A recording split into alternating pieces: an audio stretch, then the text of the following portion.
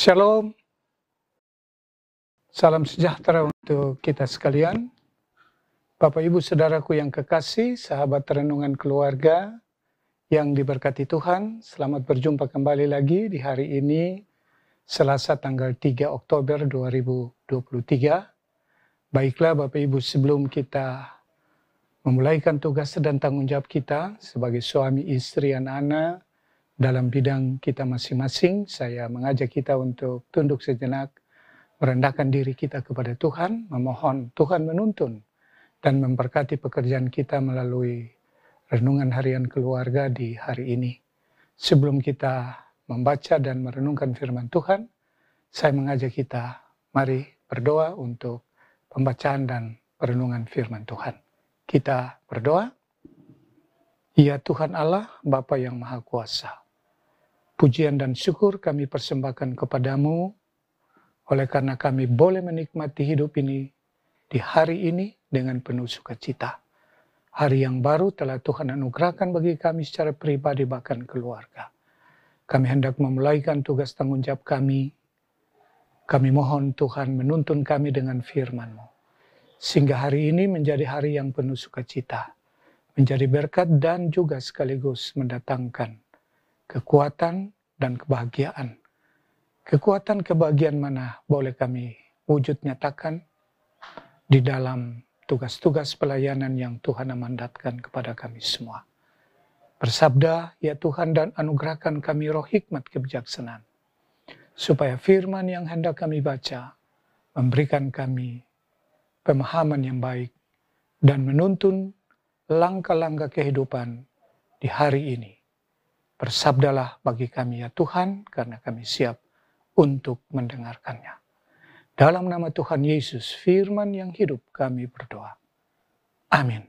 Bapak Ibu Saudaraku yang kekasih, sahabat renungan keluarga yang diberkati, kita akan membaca satu ayat dari Lukas pasal 10, khususnya pada ayatnya yang ke-29, yang menjadi renungan harian keluarga, sebagaimana yang ditetapkan oleh Gereja Masih Injili Minahasa. Hari ini kita akan jadikan sebagai bahan refleksi, mendasari kegiatan-kegiatan tugas-tugas kita. Saya membaca untuk kita sekalian, demikian firman Tuhan. Lukas pasal 10, ayatnya yang ke-29, berkata demikian, tetapi untuk membenarkan dirinya, orang itu berkata kepada Yesus, dan siapakah sesamaku manusia? Bapak Ibu Saudaraku yang kekasih, dalam seminggu berjalan ini kita dituntun dengan pembacaan Lukas pasal 10 ayat 25 hingga ayatnya yang ke-37 oleh Lembaga Alkitab Indonesia memberi judul Orang Samaria yang Murah Hati. Khususnya pada ayatnya yang ke-29, maka tema hari ini demikian, yaitu kasih sejati rela berkorban menolong sesama. Kasih sejati rela berkorban menolong sesama. Bapak Ibu Saudaraku yang kekasih, ini diangkat dari pernyataan seorang ahli Taurat yang bertanya kepada Yesus hanya dalam rangka membenarkan dirinya, walaupun dia sendiri sudah tahu jawaban apa yang akan Yesus sampaikan kepada dia dari pertanyaannya pada ayatnya yang ke-29b yang berkata, dan siapakah sesamaku manusia? Bapak Ibu Saudaraku yang kekasih, menarik pertanyaan ini. Orang Yahudi sebetulnya hanya memandang saudara sesama adalah sesama orang Yahudi. Dan itu prinsip, itu patokan kehidupan mereka. Di luar orang Yahudi, itu orang-orang berdosa semua. Orang-orang yang boleh disebut yang berhak menerima keselamatannya, yaitu orang-orang Yahudi. Di luar orang Yahudi bukan menjadi sesama. Karena itu jika dia berkata, dalam sebuah pertanyaan, dan siapakah sesamaku itu? Sebetulnya dia sudah tahu bahwa hanyalah orang-orang yang menjadi bagian dengan dia atau orang-orang keturunan Yahudi. Bukan orang Samaria tentu. Orang Samaria adalah orang-orang yang tidak terpandang. Orang-orang yang memiliki status sosial rendah, tidak terpandang dari sisi politis maupun budaya, dan lain-lain sebagainya. Orang-orang Samaria adalah orang-orang yang dihasilkan dari kawin campur dengan orang-orang Yahudi dan dipandang orang-orang yang berdosa. Jadi orang-orang ini adalah orang-orang yang bukan menjadi bagian dari orang-orang yang ditanyakan oleh orang ahli hukum Taurat ini berkata, siapakah sesamaku manusia?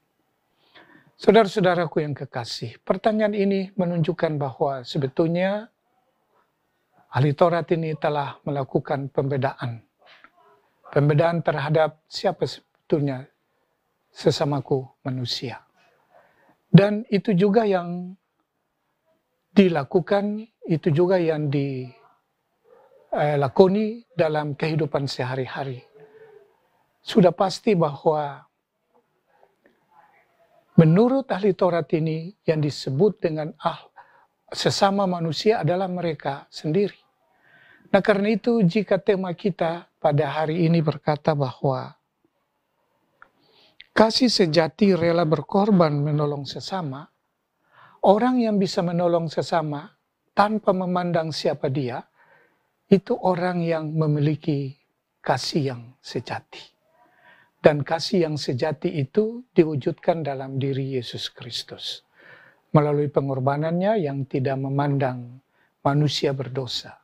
Siapapun saudara dan saya, dia telah mengorbankan dirinya dan menolong sesama kita manusia untuk mengangkat kita dari belenggu dosa dan belenggu maut dan berhak menerima keselamatan. Karena itu kasih sejati dipastikan akan mampu berkorban untuk menolong sesama. Tema ini sekaligus mengoreksi pikiran ahli Taurat itu sendiri, bahwa sebetulnya dia adalah seorang akademisi, seorang teolog, seorang yang memiliki pengetahuan tentang Alkitab yang luar biasa, rata-rata dibanding dengan orang-orang lain, karena dia disebut ahli Taurat.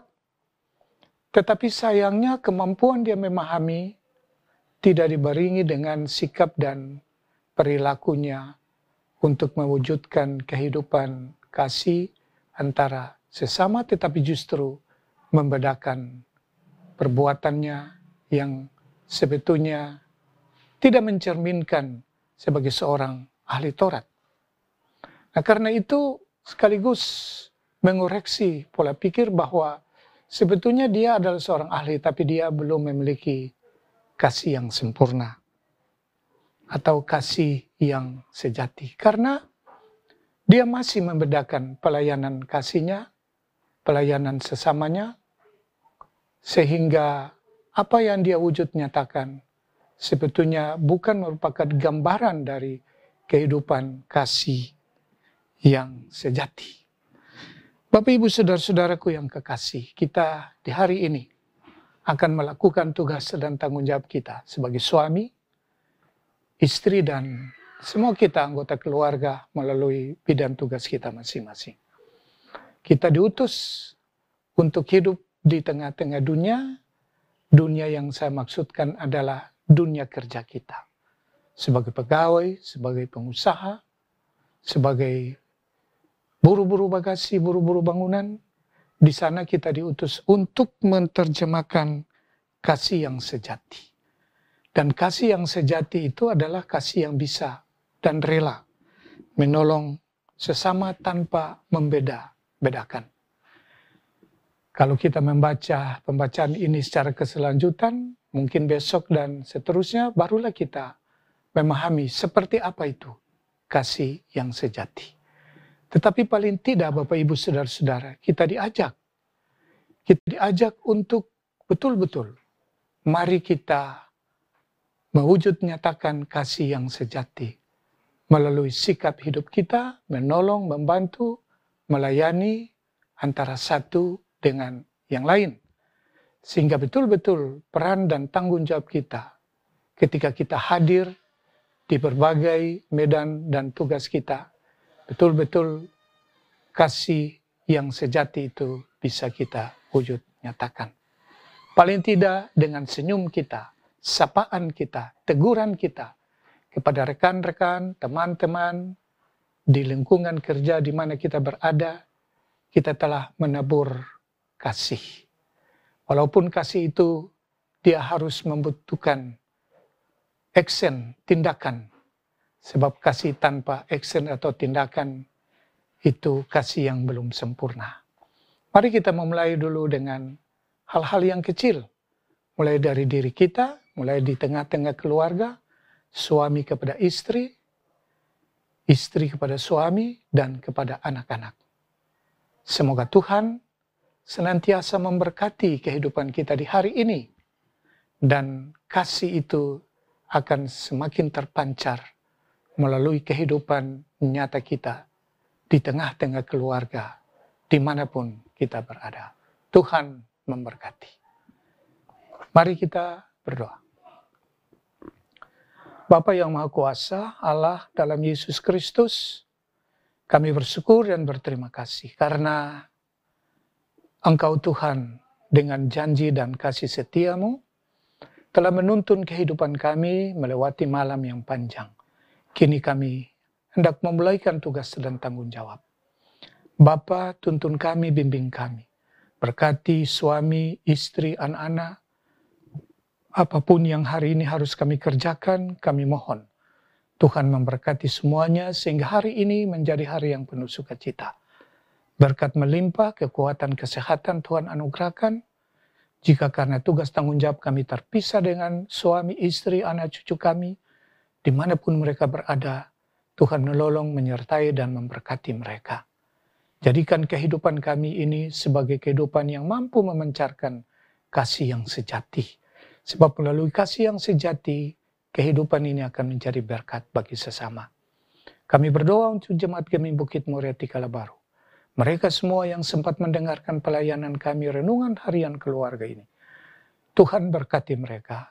Jemaat Gemim Bukit Muria Tikalabaru, mulai dari pimpinan jemaat, Bapak Pendeta Handri dengan Master Teologi, keluarga dengan Supi, Tuhan berkati. Tanggung jawab pelayanan yang semakin berat yang Tuhan embankan di atas pundaknya, diberi dia kekuatan dan kesehatan. Rekan-rekan pelayan, para hamba-hamba Tuhan, para pendeta, juga pelayan khusus penatua diaken dari kolom 1 sampai kolom 29. Tuhan satukan kami sehingga pelayanan pekerjaan yang kami kerjakan di jemaat ini sungguh benar hanya untuk memuliakan nama Tuhan. Ada banyak program-program kerja yang harus kami kerjakan, teristimewa persiapan rapat kerja tahunan Sinode Gemim yang akan dilaksanakan di beberapa waktu yang akan datang di Jemaat Gemim Bukit Muria Tikalabaru. Tuhan berkati semuanya. Mereka yang bersuka cita karena pertambahan usia setahun, tapi juga usia perkawinan. Biarlah mereka semua diberi sukacita, dan sukacita itu boleh mereka persembahkan hanya untuk Tuhan melalui rasa syukur mereka yang mereka lakukan secara pribadi, tapi juga bersama dengan keluarga. Terima kasih Bapa, ini kami yang mengucap syukur, berdoa di dalam nama Tuhan Yesus Kristus. Haleluya. Amin. Demikianlah Bapak Ibu Saudaraku yang kekasih, renungan harian keluarga yang kami siarkan langsung dari channel YouTube Jemaat Gemim Bukit Muria Tikalabaru. Dan jika Bapak Ibu berkenan, kiranya dapat di like, share, dan komen, subscribe, sekaligus agar Bapak Ibu mendapatkan pelayanan-pelayanan kami yang terupdate sesuai dengan kebutuhan Bapak Ibu. Senama Badan Pekerja Majelis Jemaat Gemim Bukit Muria Tikalabaru menyampaikan selamat bersyukur kepada Bapak Ibu yang hari ini boleh menikmati pertambahan usia setahun. Tetapi juga yang berkenan mendapatkan berkat pertambahan usia perkawinan, semoga Tuhan memberkati Shalom, damai di hati.